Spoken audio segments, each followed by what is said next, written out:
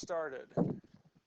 So the first three problems we're going to look at are problems 1 through 3. State the degree and leading coefficient. Which one of these do y'all want to look at?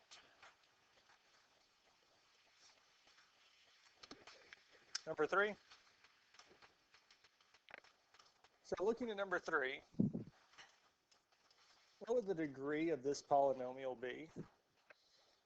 7, because we're looking for the variable with the biggest exponent, which is our negative 27x to the 7th. And what would the leading coefficient be? Negative 27, because the leading coefficient is going to be the number in front of the variable with the biggest exponent. And that's all we have to do for this here, because it's only, this questions are only asking for the degree and leading coefficient. It's not asking for anything else. Now the test is also not going to ask you to write them in standard form on any of them. So some of them might not be written in standard form, so we can't just look at the first term. We have to find the variable with the biggest exponent to find the degree, and the number in front of it, or the number being multiplied by that variable, is the leading coefficient. Are there any other questions on 1 through 3?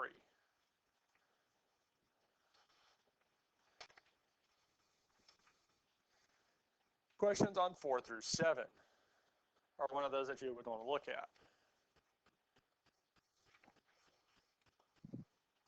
6. So to evaluate a polynomial for a given value, really we're just plugging that value in for each variable.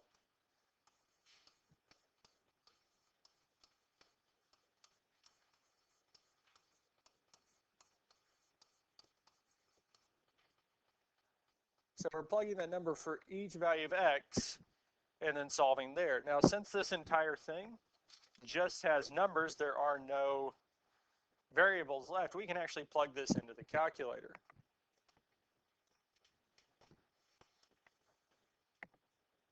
Now, there's two ways we can go about doing it. One of them is defining x as 8. So we can say 8 store x, because we have to do the number first. And then we can type the equation in. Yep, I'm going to be part of that.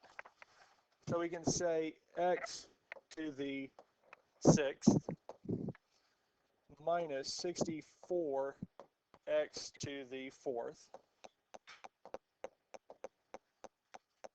plus x squared minus 7x minus 51. And hit enter. And it'll tell us that it's negative 43. The other way is that we could, instead of writing the variable, we could have put the number in parentheses replacing each variable, like I wrote out. So it'd be the same parentheses x to the 6 minus 64 parentheses x to the 4th plus parentheses 8 close parentheses squared minus 7 times 8 minus 51. So we could write it in either form. It would give us the same answer. We're just evaluating it, plugging it in.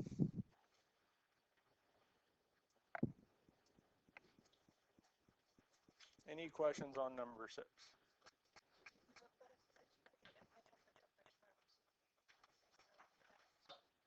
X, so 8 store x. X, so the number, stow, and then the variable you want. No, because you could type it in with the number in parentheses. And it gives us our value. So here, number 6 is equal to negative 43. Any other questions on these here?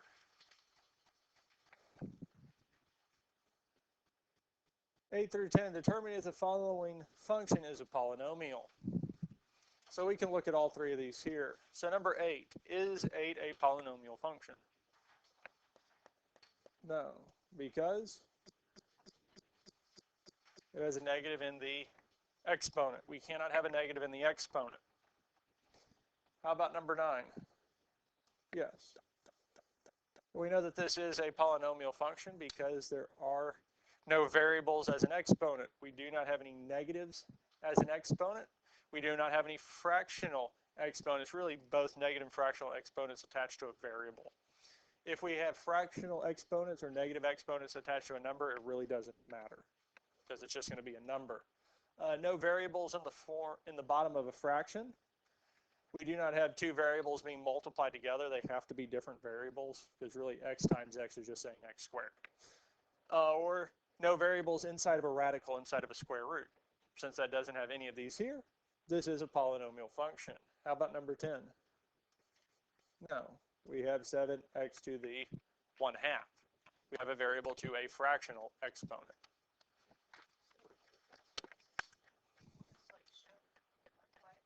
You can. Most likely 8 through 10 and 1 through 3 are going to be combined. Determine whether or not it is a polynomial function. If it is, then state the degree and leading coefficient. So any other questions on 1 through 10? And the list I did write up there on the board for determining if it's a polynomial function. If there are no questions, other questions on 1 through 10, let's look at 11 through 19, or we can look at 11 through 13 first. Any questions on 11, 12, or 13? 13. Now 13 is dealing with subtraction. Now because we're dealing with subtraction, we do have to take into account a sign change for everything inside the second set of parentheses. If taking that into account is a little bit tricky or you have trouble with that, write it vertically. So I'm going to write the first one first set of parentheses first. Now our first term is 7x to the 4th, and this is written in standard form. So anything, we want all the variables decreasing in that order. So I do have 7x to the 4th. Then the next one would be to the 3rd, and we do have minus 9x cubed. Then we do have this squared term, minus 4x squared, plus 5x plus 6. We do have every single term, 4th, cubed, squared, first, and constant term. If I'm doing this subtraction vertically and I'm missing a term for one of them, I'm going to leave a gap, leave a space where it's supposed to be, and move on to the next one. So that when I do the one below it, if there is any for where that's missing, they would line up. I want them all to line up. And the second one, well, we do have 2x to the 4th plus 3x cubed minus x squared plus x minus 4. It's at this point here, I want all of these constant, or all the like terms to line up. So if there's one missing in either one, I don't want it lining up with the wrong term. And at this point here, we can subtract. 7x to the 4th minus 2x to the 4th is 5x to the 4th. Negative 9x cubed minus 3x cubed is negative 12x cubed. Negative 4x squared minus negative x squared. Well, here the negative and negative would make a positive. So negative 4x squared plus x squared is negative 3x squared. 5x minus x is going to be plus 4x. And 6 minus negative 4, well, the negative and negative make a positive, and 6 plus 4 is 10. And that would be it.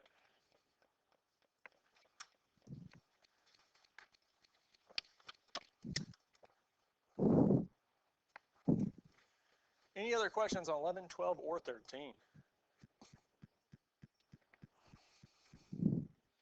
We good with 11, 12, and 13? Any questions on 14?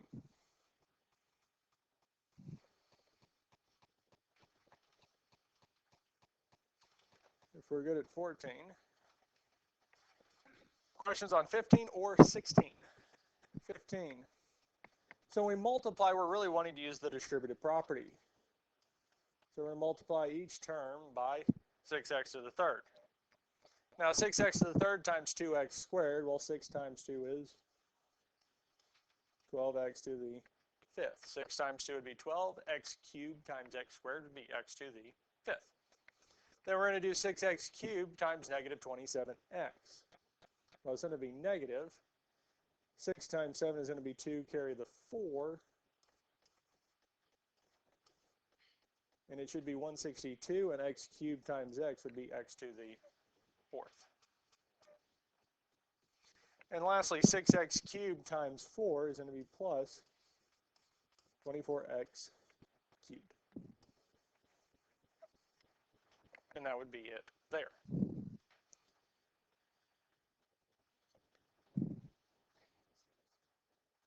What did it give?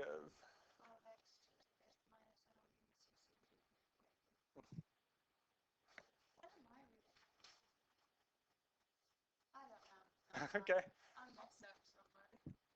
You're good. No, I think I was reading the answer to a different one. Probably. But that's right. Yep. I don't know where I said that. Probably looking at that one there. Yeah, that's what I said. Yeah, because when we have two answers right on top of each other that both start off with 12x to the fifth, it's very easy to miss jump. My bad. You're good. I've done it many a times in here. Any other questions on 15? Questions on 16, 17, or 18?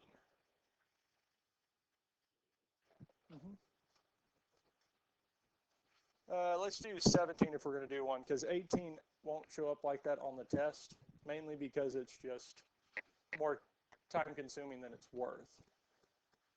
Because it would be mainly just multiplying these two and then taking the product of that and multiplying with that one there.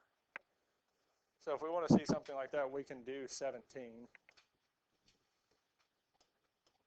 So if we do 17, we're going to first multiply by 3x cubed. So we're going to do 3x cubed times x squared, which would be 3x to the fifth. Then we'll do 3x cubed times negative 2x, which will be negative 6x to the fourth. And 3x cubed times 1 is going to be plus 3x cubed. Now once we get finished with that one there, we're going to do the same thing with negative 9x. So negative 9x times x squared is going to be negative 9x cubed. We could have lined it up underneath, or we can write it out to the side. Either way works. Now negative 9x times negative 2x is going to be plus 18x squared. And negative 9x times 1 is going to be negative 9x. And the last one is going to be multiplying everything by 7. So 7 times x squared is going to be 7x squared. 7 times negative 2x is going to be negative 14x. And 7 times 1 is going to be plus 7.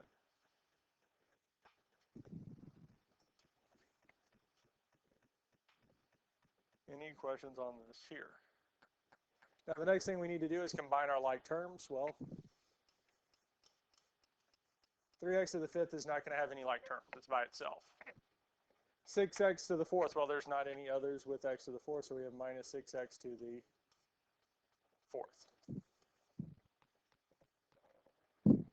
Now 3x cubed, well, it would do that. 3x cubed, negative 9x cubed are like terms, which would give us negative 6x cubed. Now we can look at squares next. Negative 18x squared and 7x squared. So 18x squared plus 7x squared, 25, unless I'm missing an x squared somewhere. 25x squared. Then we would move to x, so negative 9x minus 14x is negative 23x plus 7.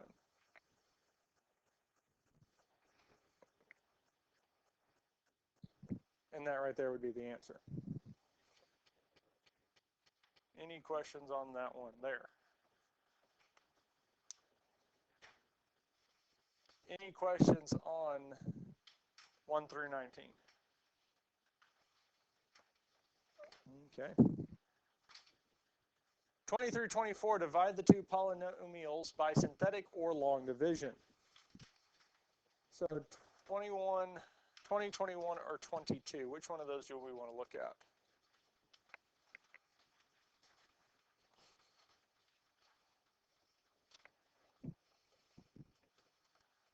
'22. Let's do this with synthetic division, because I think y'all like synthetic division better. The first thing we do in synthetic division is to solve the divisor. So our x minus 1 is equal to 0. So here we would add 1 to both sides, telling us x is equal to 1, and it would go inside the cubbyhole. The numbers that go across are the numbers in front of the variables. So our biggest variable is x to the fourth, and the number in front of it would be 7. The next term would be the number in front of our x cubed, which would be our negative 10. The number in front of x squared is 3. Number in front of x is 3, and our constant term is negative 3. And then we would bring down the 7. Now, if we're missing any one of the variables, we need to plug it in with a 0.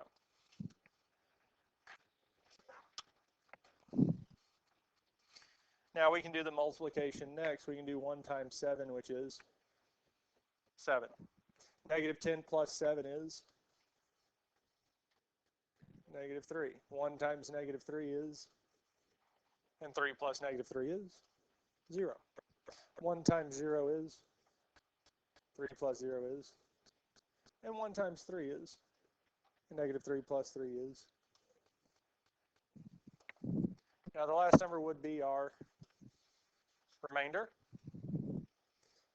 The number in front of it, the 3, would be our constant term. The number in front of it is term with x, then our x squared, and then our x to the third. So our final answer is 7x cubed minus 3x squared plus 3. Anytime we do have a remainder, we will add it on to it and put it over what we're dividing by. So if we add a remainder, we would add it onto it with whatever the remainder is divided by, for this here would be x minus 1. Any other questions on 20 through 22?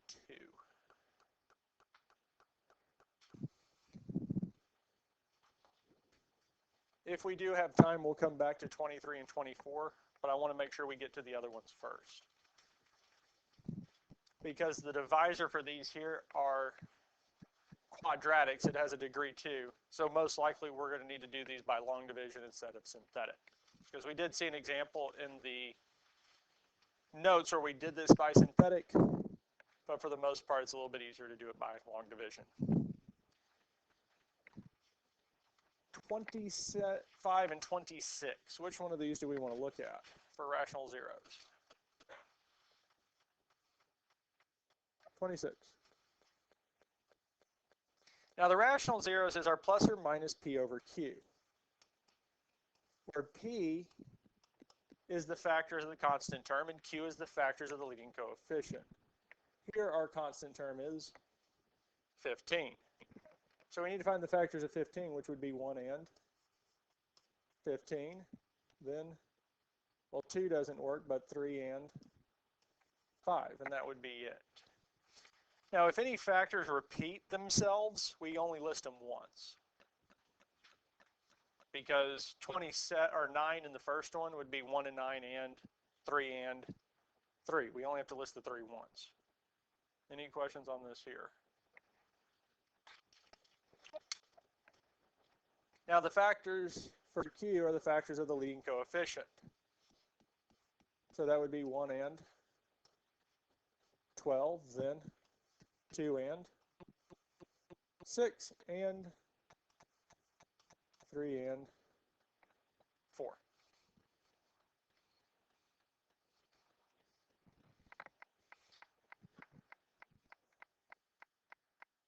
Any questions on how we found the values for p and q? So when we start this off here, we're looking at plus or minus p over q. Now for all of these here, I always start off with a q value of 1, and we divide it. So 1 divided by 1 would be plus or minus 1. 3 divided by 1 would be plus or minus 3. 5 divided by 1, as any of us are plus or minus 5. And 15 divided by 1 would be our plus or minus 15. Really, when we use 1, dividing it by 1, we just get all the factors, or all the numbers listed for p. Again, it's really not changing anything. What we can do next is move on to 2. So we're going to do plus or minus, and then we'd have 1 divided by 2, which is 1/2. Then we can move on to 3, plus or minus 3/2. Then we move on to 5, which would be plus or minus 5/2. And lastly, we would have plus or minus 15/2. And the reason we end up listing these all out is because, well, none of these simplify down. 3 divided by 2 doesn't simplify down. 5 divided by 2 doesn't simplify down. And 15 divided by 2 doesn't simplify down. And none of them are repeated. So we have to list them all back out. Then we can move on to 3. So we would have plus or minus 1 divided by 3, because we'll always have 1 over whatever the value of q is. Now, the next one we would do is 3 divided by 3. Well, 3 divided by 3 is 1. We don't have to list it again. Then we would do plus or minus 5 divided by 3, because that really doesn't reduce, and we don't have it. And then we can move on to the last one, 15 divided by 3, which is 5. Do we already have it? Yes, so we can move on to the next one, which would be 4. So we will have plus or minus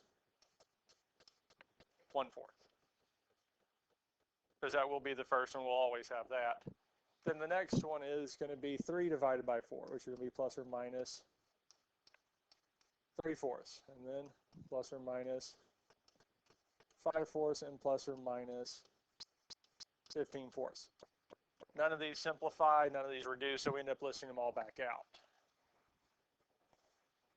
Okay, move back over to black ink. We move on to the next term, which would be 6. So we have plus or minus 1/6. 1 divided by 6 would be our plus or minus 1/6. Then our next one would be 3 divided by 6, which is 1/2. We already have 1/2, yes? Okay. Then we would do 5 divided by 6. Well, 5 and 6 have no like terms anyway to simplify, so we will have 5/6. And then 15 divided by 6 is, because they both 16 and 5 or 6 and 15 both have a common factor of 3, so it would be 5/2, which we do have. And the calculator will do the simplifications of these fractions if you need it. And the last one is going to be 12. Well, we're guaranteed to have plus or minus 1/12. Because we're always going to have 1 over q for all of them. 3 divided by 12 is 1/4. We already have it. 5 divided by 12, we don't have. 15 divided by 12 is 5/4. Because both of them have a common factor of 3. And that is it.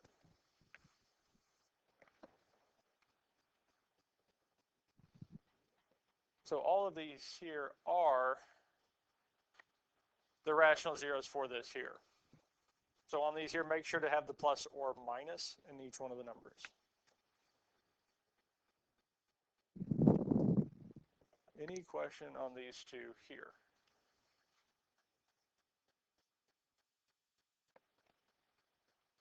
We good with the rational zeros? All right. 27, 28, using Descartes' rule of signs. Let's go on and look at number 28. When we look at Descartes' rule of signs, we're really looking at the number of sign changes. To find the number of possible positive numbers, we just take the normal function and go from one term to the next to see how many times the sign changes. So from x to the 7th to x to the 5th, it goes from positive to negative. Here we have negative to positive, positive to negative. Negative to negative does not change. Negative to positive would be our 4th, and positive to negative would be our 5th. So the number of possible positive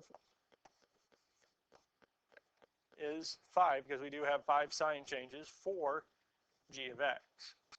For 2 or any number less than it by an even amount, or we can really subtract 2.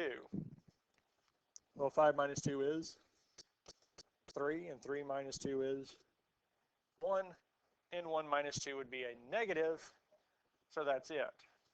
So the number of possible positive numbers is 5, 3, and 1. Any questions on this here before we look at the negatives? Now our negatives, we need to find g of negative x and look at the number of sign changes. When we did this the first time, we plugged negative x in for every place where there's an x and then simplified the parentheses. But we also notice in class that anytime the exponent is negative, the sign changed from positive to negative, whatever the constant term or the number in front of the variable was, the coefficient. And whenever the exponent was even, the sign stayed the same. So here, 6x to the 7th, well, 7 is an odd exponent, so the sign in front of it would change from positive to negative. So we'd have negative 6x to the 7th. Our next term is negative 5x to the 5th. Well, 5, the 5th power is still odd, so the sign would change from negative to positive. So we'd have 5x plus 5x to the 5th. Our next term is positive 27x to the 4th. Well, the 4th power is even, so the sign stays the same as plus 27x to the 4th. Our next power is 3, which is odd, so the sign is going to change. So instead of having negative 30x cubed, we're going to have plus 30x cubed. Our next power for our term is 2. It is a square, which is even. So the sign will stay the same. Since it's negative 20x squared, it's going to remain negative 20x squared. 5x. Well, 5x, x is to the first power, which is odd. So the sign is going to change from positive 5x to negative 5x minus 6, because we do not change or do anything to the constant term, the number without a variable. Any questions on how we got the equation for g of negative x? Now we count the number of sign changes. Okay, do that. So for negative 6x to the 7 to positive 5x to the 5th, there is 1. For our next two terms, there is not, because it's going positive to positive. Then we have positive to positive, which does not change. Then we have positive to negative, which would be our second. Then we have negative to negative, which doesn't change, and negative to negative. So the most negatives that we could have is 2, or an even number less than it. And 2 minus 2 is 0, and we can't go lower than 0. Any questions on how we got this here? Now, no, any questions? So, now the way we write our answer is in the form of a table with our positives, negatives, and complex. If you just list out positive and negative, circle it, I will count off all except for 1 point, because we need this listed as a table. Now we always start off with the most positives that we could have, which is 5, and the most negatives we can have is 2, because we always start out with the most in this table. Now where I go from here is I start with subtracting 2 from the negatives. Well, first, we'll end up putting 0 for complex, because the degree is 7, so I should have 7 solutions. Here I have at most 5 positive, 2 negative, well 5 and 2 is 7, so they are all accounted for. What I'll do next is I'll subtract 2 from the negatives and decrease it as far as I can without making it a negative number. So 2 minus 2 is 0, so we could have 0 negative and 5 complex, or 5 positive, because I'm not going to mess with the positive quite yet. And 5 and 0 is still 5, so I have how many missing? 2, so I would have 2 complex. Can I decrease the negatives any further? No, because it would go below 0. So I reset it back to 2, back to its maximum value, and decrease the positives by 2, which would give us 3. Well, 3 and 2 is 5. How many complex am I missing? 2.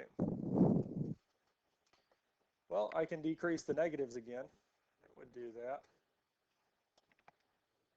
because I can decrease it from 2 to 0 with still having 3 positives, which gives me how many complex? 4, because we need to still have a total of 7. I can't decrease the negatives anymore. Now can we decrease the positives again? Yes, so I'll reset the negatives back to 2, decrease the positives by 2. So 2 and 1 give me a total of 3. How many am I missing? 4. Now I can decrease the negatives by 2. 6. Now I can't decrease the negatives any further. Can I decrease the positives any further? Nope. So this chart would be the answer. And we need all of these here. Any other questions on this here?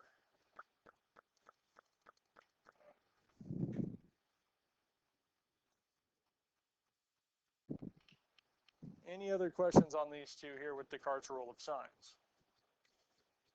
Yes, sir.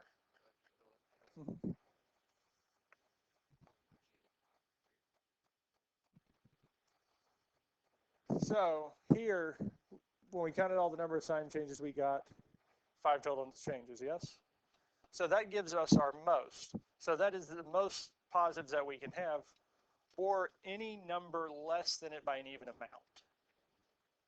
So 5 is the total possible positives, but we could have 2 less than it, which would be 3, or 2 less than that and get 1. So the number of total possible positives is either going to be 5, 3, or 1. The total possible negatives is 2 or 0.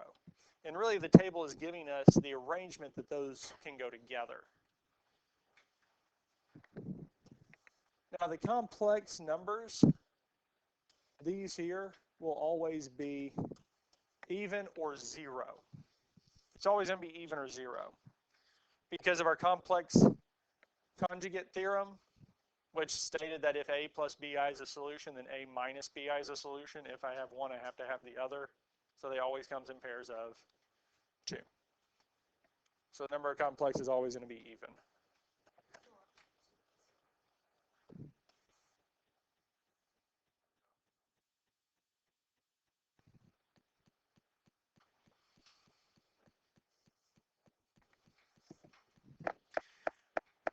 Really, this also needs a constant term. If we didn't have the constant term, we would have to factor a variable out, but we won't come across that on the test. There won't be an example like that.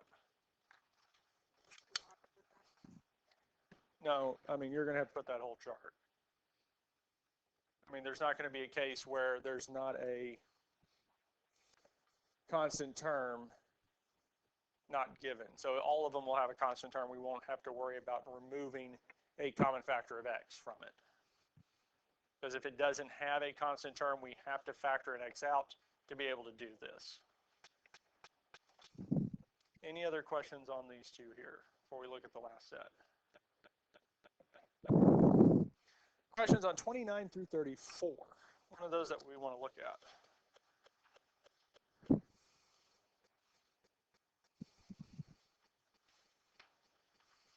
Yes. 29? So what we want to do is we want to find all the values of x that make this function equal 0. Now, since it is a fifth degree, we need to find 5. Hopefully, if we plug it in and we can find all 5, we're good, because we want to graph it first. If the graph tells us all 5, we're done. But we need at least 3. So what we can do is we can pull the graphing calculator up and hit y equals. Okay, I'm going to have to steal someone's sheet. So we're going to have x to the 5th minus 20x to the 3rd plus 20x squared minus 21x plus 20. Thank you. And once we get this typed into the calculator, we're going to go on and hit graph. 1, 2, 3. So we do have 3 spots where it crosses the graph, which is good. That means we can use those points in synthetic division to decrease the degree from 5 to 2. So if we look at this here, our 4 spots, or 3 spots where it crosses the x-axis are at -5, 1, and 4. So the 3 solutions that we do have so far are -5, 1, and 4. So when I come over here, we can say that x is equal to -5, 4, and 1.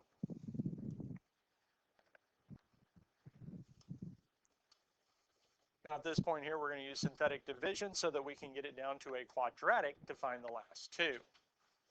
Now it doesn't matter which one we plug in first. I'll just use 1.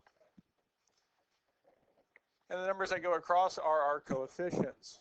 So we would have 1 for x to the 5th, and then 0 for x to the 4th, because we don't have an x to the 4th term. We would have -20 for x cubed, 20 for x squared, -21 for x and 20. And we would bring down the 1. 1 times 1 is 1. 0 plus 1 is 1. 1 times 1 is 1. -20 plus 1 is -19. 1 times -19 is -19. 20 plus -19 is 1. 1 times 1 is 1. -20 plus 1 is -20. And 1 times -20 is -20. And 20 plus -20 is 0. Which is exactly what we wanted to have happen. Now we can pick one of the other numbers. Which one do we want to do next? -5.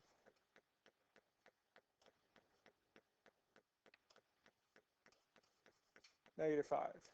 We bring down the 1. -5 times 1 is -5. 1 plus -5 is -4. -5 times -4 is going to be 20. -19 plus 20 is going to give us 1.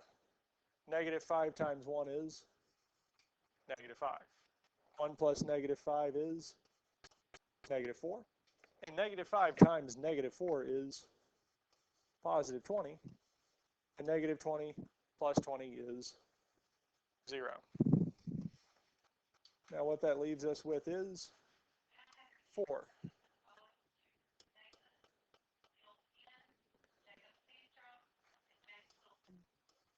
Bring down the 1. So now we're going to multiply through by 4. 4 times 1 is 4. -4 plus 4 is 0. 4 times 0 is 0. 1 plus 0 is 1. 4 times 1 is 4. -4 plus 4 is 0.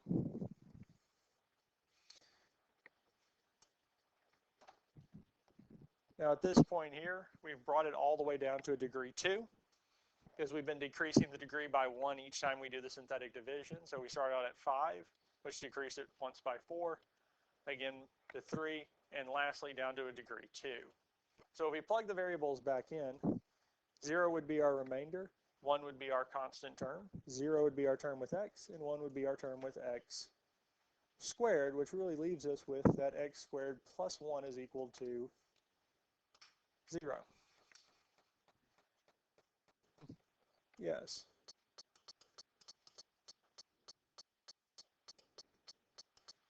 And if we subtract 1 from both sides, we get that x squared is equal to negative 1.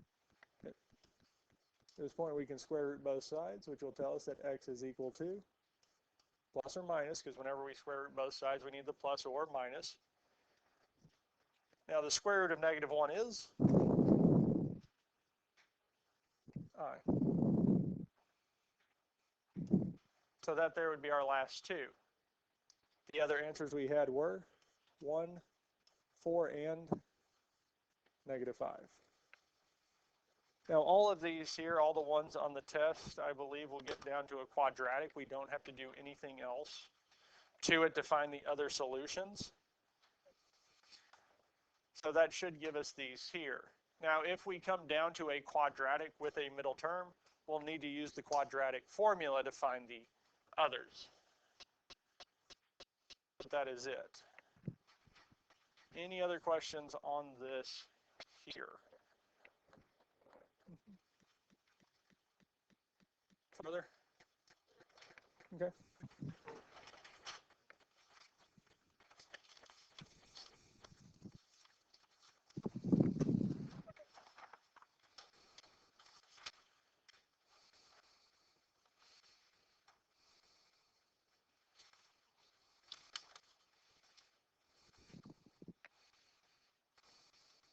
Yep.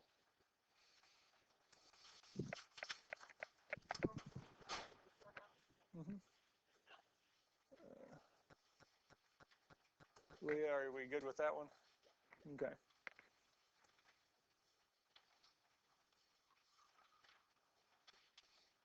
So do y'all want to look at 23 or 24?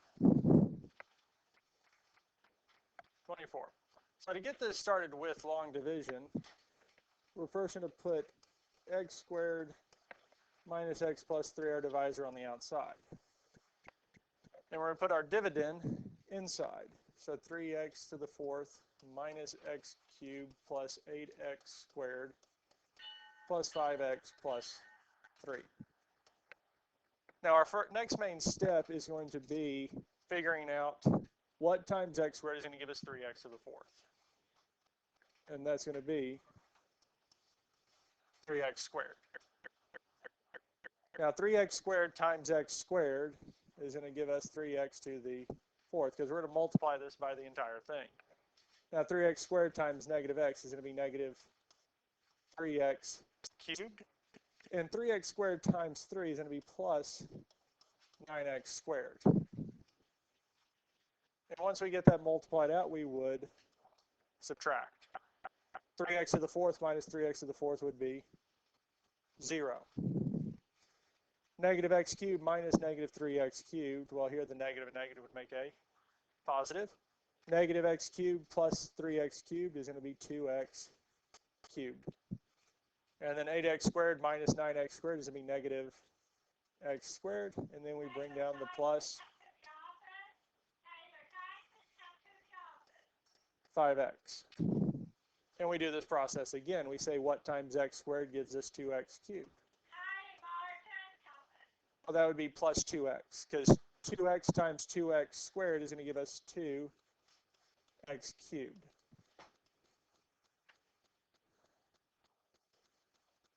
$2x cubed. 2x times negative x is going to be negative 2x squared. And 2x times 3 is going to be plus 6x. Okay. I can talk to him later. And then we would subtract again. 2x cubed minus 2x cubed, well, these two would cancel. Negative x squared minus negative 2x. Well, the negative and negative would make a positive. So negative x squared minus 2x squared, or negative x squared plus 2x squared is going to give us our x squared. Now our, yeah, this is kind of rude, but I'll get to him in a second. 5x minus 6x is going to be negative x. And then last, we're going to bring down the plus 3. Yes? Now the last thing we need to say is what times x squared gives us x squared. Well, that's going to be plus 1. We'll multiply the whole thing by 1, which actually gives us x squared minus x plus 3. And it actually works out when we subtract this, all of these cancel out, giving us 0. So our actual answer is 3x squared plus 2x plus 1. And that's it. All right, guys, so your test will be tomorrow. If you have any other questions, let me know. You need to get it done. Try to get it done by Friday.